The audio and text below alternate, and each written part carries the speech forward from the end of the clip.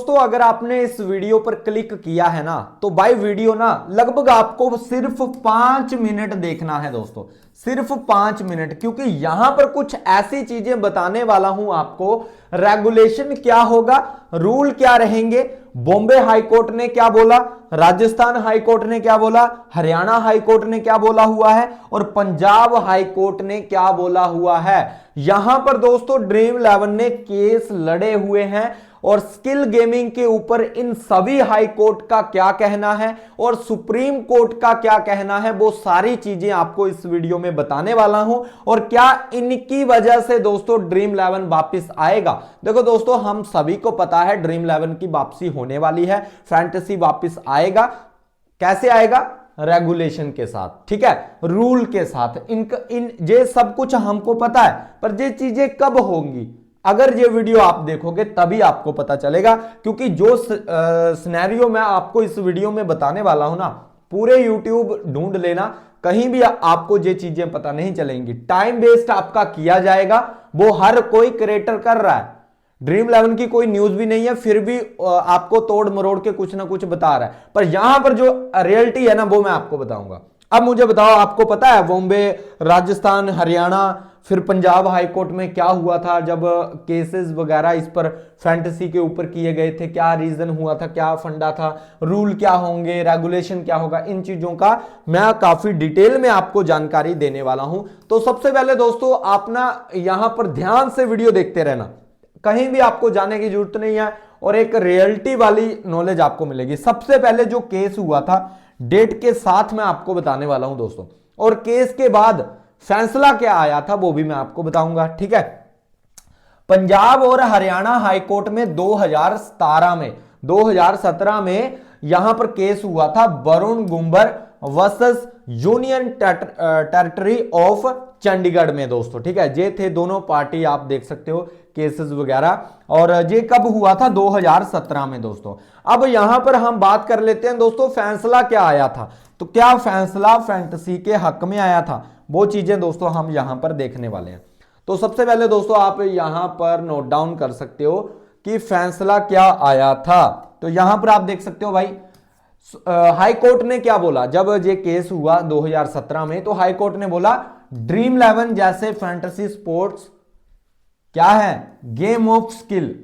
High court ने माना है भाई, ठीक है, गैम्बलिंग नहीं माना है, बिल्कुल इसको फैंटेसी स्पोर्ट माना है और गेम ऑफ स्किल माना है। तो यहां पर ये जो है केस कंपनियां जीत जाती है। ड्रीम 11 इस केस को आराम से अपने पक्ष में कर लेता है, जीत जाता है दोस्तों, ठीक है।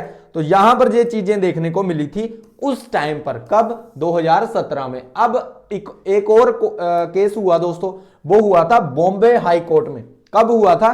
2019 में दोस्तों, ठीक है। यहां पर क्या हुआ, गुरदीप सिंह और सच्चर वर्सेस गुरदीप सिंह सच्चर और जहां पर यूनियन ऑफ इंडिया, ठीक है। 2019 में दोस्तों ये केस हुआ था। यहां पर क्या चीजें यहां पर देखने को मिली थी, तो यहां पर आप देख सकते हो कि भाई फैंटेसी स्पोर्ट्स में खिलाड़ी का ज्ञान, टीम सिलेक्शन, आंकड़ों का एनालिसिस शामिल होता है। ये चीजें तो दोस्तों मैं भी आपको मतलब ये तो हमें मानना पड़ेगा, आपको खिलाड़ियों का ज्ञान होना चाहिए, कितना एवरेज है, कितना स्ट्राइक रेट है, ये सारी चीजें हम देखते हैं तभी तो हम फैंटेसी में टीम बनाते हैं, या फिर हम अदर कहीं भी खेलते हैं तो हमें इनका तो ज्ञान पता होता है। अब आपको पता है दोस्तों कि अगर चेज किया जा रहा है, पाकिस्तान का मैच है, विराट कोहली खेल रहा है, तो क्या आपको क्या लगता है कितने परसेंट चांसेस है कि वो चेज ऑन है?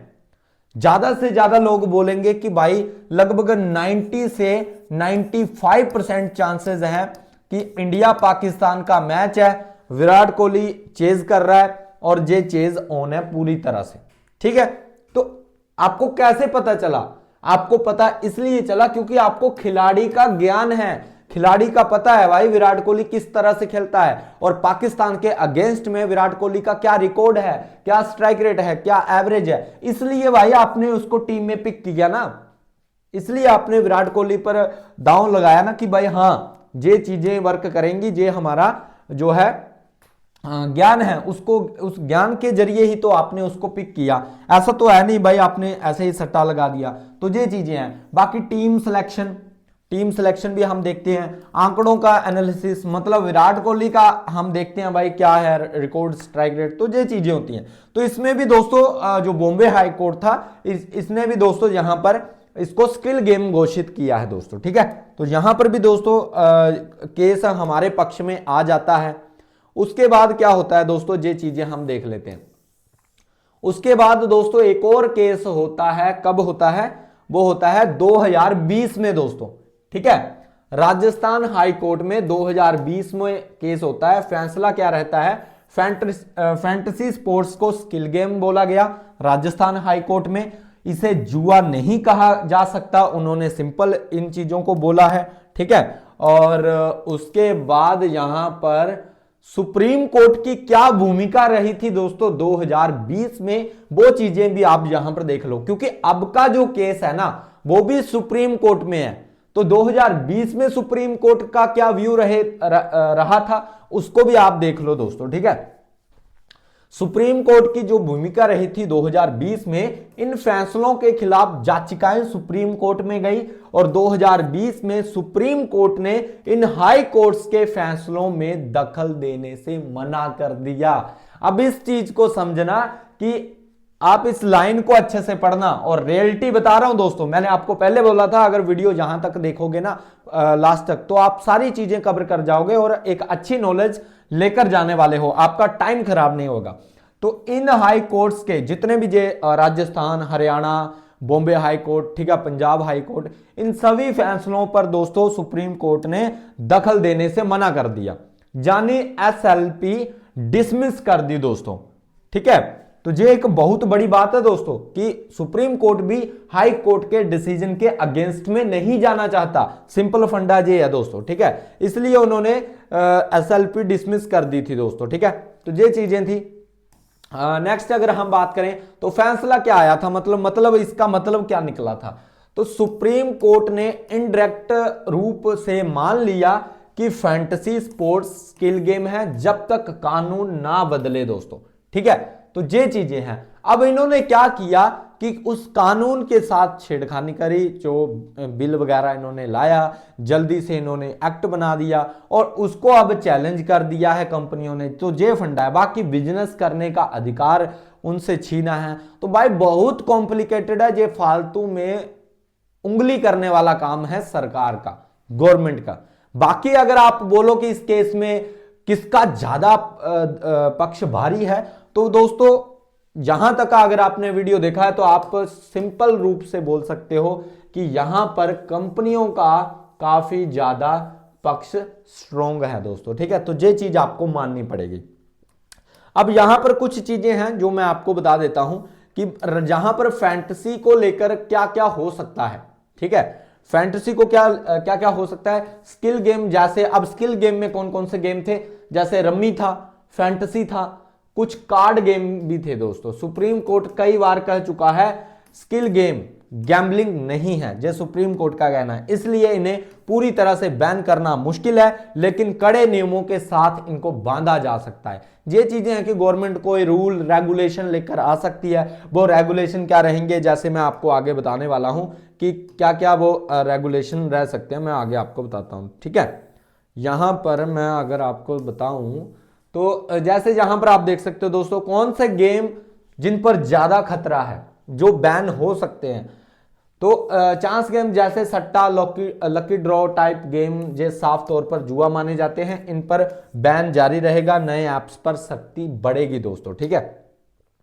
ये चीजें यहां पर देखने को मिल सकती हैं। अब बैन नहीं तो रेगुलेशन होगा, तो रेगुलेशन किस तरह से होगा, तो रेगुलेशन में ये चीजें आ सकती हैं, जैसे लाइसेंस सिस्टम आ सकता है दोस्तों, केवाईसी अनिवार्य होगा, एज लिमिट लग सकती है भाई, ठीक है।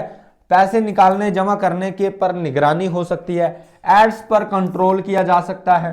फिर उसके बाद टैक्स जो है 28% जीएसटी पहले से लागू है तो इसको 40% कर दिया जा सकता है। तो इस तरह के कड़े नियम दोस्तों फैंटेसी पर लगाए जा सकते हैं, बस इतना हो सकता है। बाकी आप बोलो बैन वगैरह ये सिस्टम नहीं होने वाला, कंपनियां इस केस को जीतने वाली हैं दोस्तों, ठीक है। फ्यूचर में क्या हो सकता है दोस्तों, फ्यूचर के गर्भ में क्या छिपा है भविष्य के गर्भ में, तो मेरे हिसाब से दोस्तों और पॉलिसी के हिसाब से दोनों हम बात कर लेते हैं। तो स्किल गेम चलेंगे लेकिन कंट्रोल में। बैटिंग चांस गेम बैन या ब्लॉक कर दिए जाएंगे, यानी पूरा स्किल गेमिंग बैन नहीं होगा। बहुत कम चांसेस है, रेयर चांस है। हैवी रेगुलेशन जहां पर लग सकता है, इसके चांसेस काफी ज्यादा हैं दोस्तों, ठीक है। ये चीजें आपको ध्यान में रखनी है। बाकी दोस्तों अब हम बात करेंगे यहां पर कि ड्रीम 11 की वापसी कब होगी। अब आप सभी को पता है 11 मार्च की क्या है, टेंटेटिव डेट है दोस्तों। और टेंटेटिव डेट का क्या मतलब होता है, मैंने दूसरे चैनल पर जो वीडियो डाला था उसमें अच्छे से समझाया था कि टेंटेटिव डेट का मतलब क्या होता है। उसमें भी दोस्तों कंफर्मेशन नहीं होती है कि सच में हियरिंग होगा ही, पर आप एक अनुमान लगा सकते हो कि भाई इतने टाइम के बाद हियरिंग होगा, तो कुछ तो यहां पर जरूर निकल कर आने वाला है, ठीक है। तो ये चीजें हैं। बाकी दोस्तों फिलहाल के लिए अपडेट यही है कि भाई जो केसेस वगैरह हुए थे, सुप्रीम कोर्ट का पक्ष मैंने आपको बता दिया, हाई कोर्ट का पक्ष मैंने आपको बता दिया। कभी भी हाई कोर्ट और सुप्रीम कोर्ट कभी भी दोनों ने ये बात नहीं बोली है कि फैंटेसी को बैन कर दो, ये पूरी तरह से सट्टा है, ये खत्म है, बेकार है, जूथ इससे जूथ को लत लग रही है, जो जूथ बर्बाद हो चुका है, या ऐसा कुछ भी चीजें सामने नहीं आई हैं। ये फालतू में ढोंग रचाया हुआ है गवर्नमेंट की तरफ से कि जूथ बेकार हो रहा है। तो जूथ अगर बेकार हो रहा है तो आप फिर पान मसाला ये बंद करो ना, शराब को बंद करो, सिगरेट को बंद करो। ये क्यों नहीं, क्योंकि भारी टैक्स आ रहा है ना, खाने को मिल रहा है। अब यहां पर भी खाने को चाहिए, तो खाने को चाहिए तो कड़े नियम लगाने पड़ेंगे। कड़े नियम में 40% जीएसटी भी हो सकता है, तभी तो पेट पूजा होगी। तो ये चीजें हैं दोस्तों, इसको आपको समझना पड़ेगा, ठीक है। बाकी दोस्तों अगर वीडियो आपको अच्छा लगा है, वीडियो को लाइक करना और ज्यादा से ज्यादा शेयर करना, और मिलते हैं नेक्स्ट वीडियो में। Bye guys, take care.